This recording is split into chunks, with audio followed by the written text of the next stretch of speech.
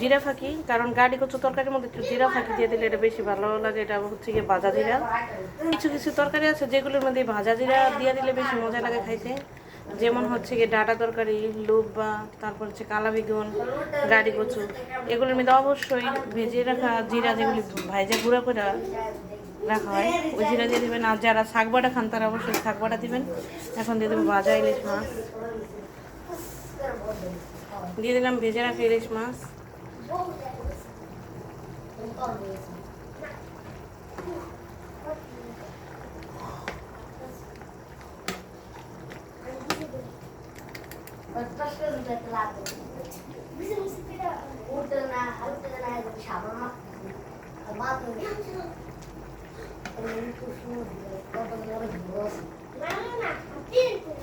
একটু বেশি বেশি ঝোল থাকতে ভাজা মাছগুলো দিবেন, তাহলে দেখা যায় যে তরকারি স্বাদটা পরিপূর্ণ মাছে ভরপুর হইব। আর যদি ঝোল একদম শুকায় গেলে ভাজা মাছ দেওয়া হয়, তাহলে কিন্তু তরকারিটা খাইতে তেমন একটা ভালো লাগে না।